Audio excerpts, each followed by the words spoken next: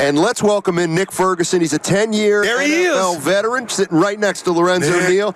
Played defensive back and also coached briefly with the San Francisco 49ers in 2018. Welcome, man. Thank you guys for having me. I think this is the closest I've been to Lorenzo when he hasn't tried to block me. Oh, look at you. Okay. So you go, but you me and Nick go way back, baby. All right. Well, I did this yesterday.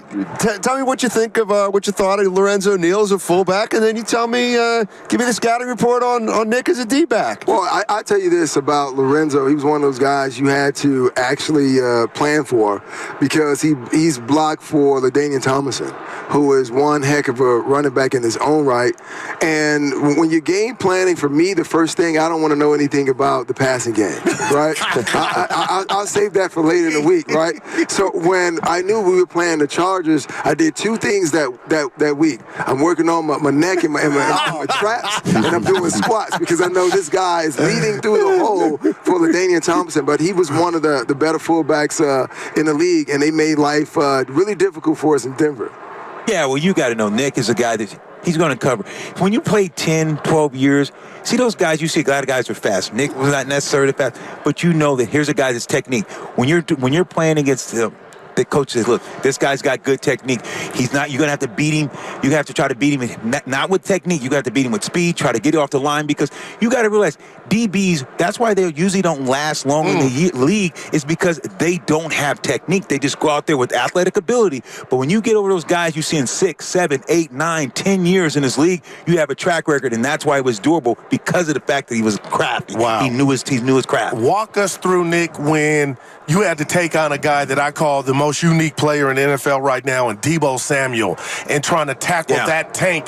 Is that on your mind at all before the snap? Like, damn it, he's got it. Or do we, is it just business as usual? Or it's like, man, I got to try to take down this tank. Well, it's not business as usual. This is a guy like Lorenzo and other backs that I played against, where you have to watch them during the week on film. Try to find out their weak points. And sometimes those guys don't really have a lot of weak points. But I'll tell you this, is thinking about Deebo, Lorenzo, and even Derrick Henry. A lot of those guys are massive up top and down at the bottom. But the one thing that never expands is their waistline. So when you're coming to attack them, you have to first have a plan of attack. Now, you can't run. You can't run in with your arms like this, like you're a 5-year-old kid trying to hug your parents. Right, so you have to run in with your arms in tight, almost like boxing. Like, if you throw an uppercut in boxing, it comes from inside. If you come outside, it doesn't have as much power. So the idea is that you have to stay inside your frame, and you have to make sure you tackle the waistline and not the upper body.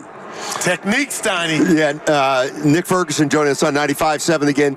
10-year NFL vet. What did you, when you were coaching for the Niners, what was your specialty, and what'd you do there? Well, I helped out with special teams, and I was assistant DB coach. Okay. So I know this organization, this team. I know Kyle, and I know John very well, and I'm not surprised that they have gotten to this point now. The only thing is I'm hoping that they can win the trophy, because if not, you're going to hear people start to talk about Kyle like Marty Schottenheimer, right? Who had like Andy Reid who had great teams, or even Marv Levy, who had great teams but couldn't win the big one. So I'm rooting for them, hoping they can pull it off. When you're looking at playing DB and you're playing against a guy like Mahomes, Patrick Mahomes, what is it? What kind of tendencies do you look for in a quarterback when a guy of his stature that's unorthodox can do so many different things? And you got to plaster, and you got to do those things. What goes through a DB's mind when you're playing against a quarterback of that caliber? Well, you said the right word. It's plaster. You have to keep your eyes on your target. And what happens with most DBs and linebackers who are in coverage, the moment they see him running, they forget to keep their eyes on the guy that they're covering. So the moment they look back at him, that's when he finds the open receiver. So I know everyone has been trying to figure out for years, how do you stop Patrick Mahomes and Travis Kelce? The idea is that you got to give up something. Right. So you sacrifice yards with the quarterback running, and you're saying, well, they're not going to beat us with Travis Kelce. That's the way that you do it. And you need a commitment from all 11 guys. And you have to allow your pass rush and your linebackers to handle the quarterback while everyone in the secondary handles Travis Kelce. Okay, so let's get into Travis Kelce, because I think that Tom Brady and Gronkowski, if they were able to do what these two were able to do. Yeah. If Phillip Rivers and Antonio Gates were able to do what these two were able to do. They're playing backyard football. You can line Kelsey up behind the offensive tackle, and now you put two receivers to the same side. He runs and pushes out, and he's not running a route. It's all read routes. He and Mahomes are able to do so. If Gates were able to do that, if Brady and Gronk, so how do you defend? Because can you stop him from being a chain mover? Because I don't know how you defend these guys. I understand they can't give up the big yards, but how do you defend that? How do you defend it as a defender? Okay, do you guys remember the last time the Tampa Bay Buccaneers played Kansas City? Yeah. Right? And Kansas City had no O-line. They had no O-line, but they beat up the wide receivers. See, when you play a lot of zone coverage, you allow them to play backyard football. Now that helps with the timing and the rhythm. The idea is that you have to disrupt the timing and the rhythm. So you have to get up on those guys, and you have to eat up space, and you have to physically put your hands on them.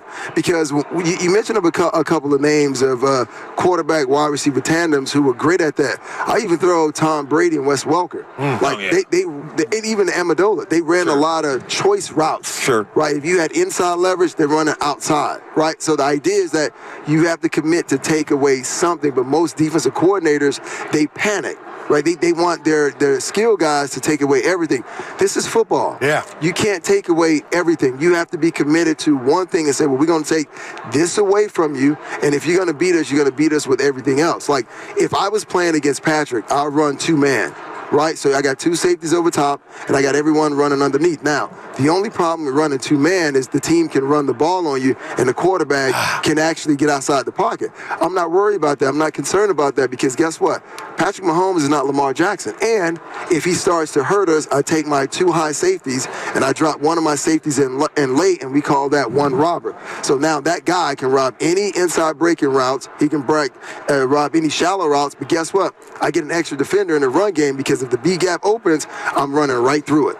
Man, you and Low on fire, Steiny. This is like, I love this. You're listening to Nick Ferguson. Nick Ferguson, 10-year NFL veteran. Told you, smart guy. That he knows football. Hey, I obviously want to get to what you're working on with the drug-free program, but I'm looking at your bio. Where is Morris Brown? Is that when you started college? Yeah. And then you went to Georgia Tech. That was a great music group. Morris Brown, baby. I'll let you tell him where Morris Morris Brown, Georgia Tech. Yeah, so Morris Brown. I feel like I'm not in on a joke that everybody's in on. Go ahead. No. I was hitting with him. He got it. It was a rap group. Okay, so Morris Brown College is a college in HBCU in Atlanta, right? Okay. So I walked on there out of high school, and then I realized that I was better than what everyone else was there, and I said, well, the NFL will never find me here. So I then transferred and walked on to Georgia Tech. Now, tell me how that went out. Did they give you a chance, or how'd that work? Well, so you were there 1 year. Yes, Morris. Yes, and then I transferred to Georgia Tech. But once again, the whole idea is that this kid coming from an HBCU is deciding to transfer up to a Power 5, and we don't do that. You typically don't see that. So there was a little animosity from players and coaches, and it kind of took me a while to kind of get going. But it was due to a guy named George O'Leary, who had coached with Bobby Ross with the Chargers when they were coming off a Super Bowl, that he gave me an opportunity. But I'll also tell you this. Now, the NCAA, when I transferred, they took a year of eligibility away from me because they were trying to discourage guys from transferring from lower divisions to higher divisions.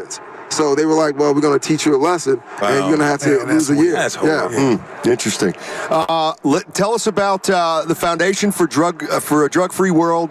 It's the biggest drug-free prevention program on the planet. Talk to me about that. Yeah, I was telling Lorenzo before we came on that I grew up in Miami. Okay. So growing up in Miami, I saw my family members use drugs or family members selling to my other family members, and it had a profound effect on me. And when I came across this organization in California, I said it was the right thing for me. Now, we would travel around to different events, and this is when I traveled to a golf event, met Marshall Falk, and introduced him to it. So both Marshall and I are down here right now. We're promoting Drug-Free World, and the whole idea is that we're just trying to find ways to educate kids on the problems and the dangers of drugs. Beautiful. And the idea is that the stats say 50% of the time when parents, teachers, coaches talk to students about drugs, they don't use the drugs. And the idea is that we take them through every single thing in this packet right here. Sure. Right? It has every single possible drug that you can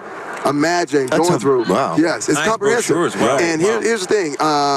In this country right now, fentanyl is the biggest problem that everyone is facing, right? So it's like, well, how can we do our part to kind of offset it? And that's what we do. Now, the one thing about it, and I tell everyone this program is absolutely free.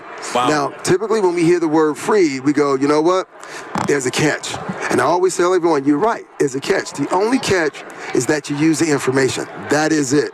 So if you want to go to www.drugfreeworld.org and sign up, take the courses, and they would actually come out to your school, your camp, whatever you're doing, and help you distribute the material and give you the information so you can therefore go out and teach it yourself. How do you with the information that they have, how was it composed? I mean, is this, because people want to know, God, where are you getting this? Where are you getting this information? Where's the statistics coming from?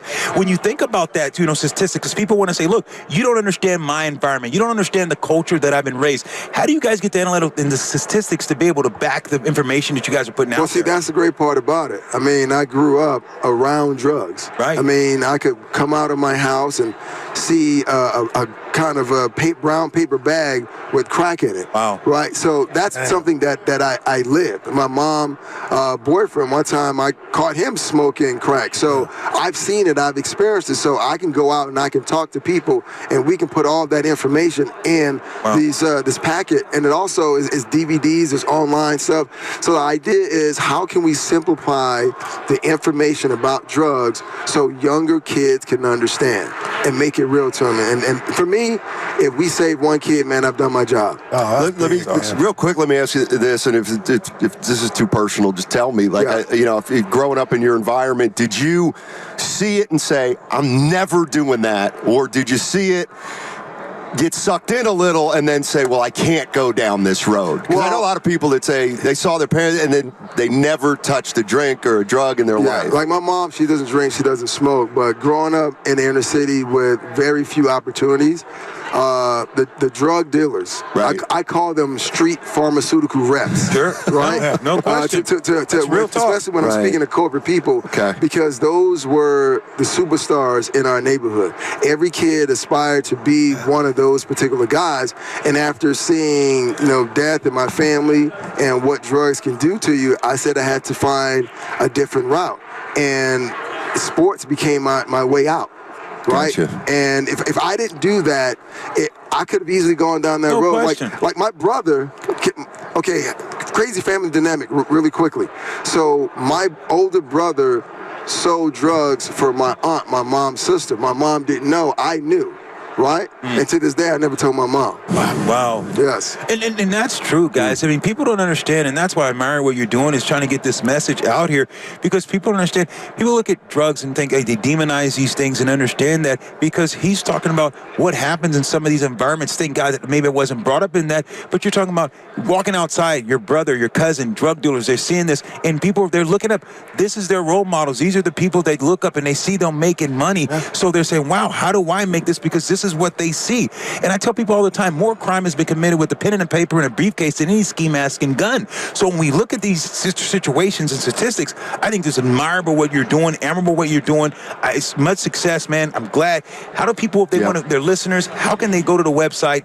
What's the website again for our listeners can go out there, maybe have a family member that needs some help? Yeah, go to www.drugfreeworld.org. And Lorenzo, it is big for me because we're here on Super Bowl Media Row, and they call Vegas Sin City.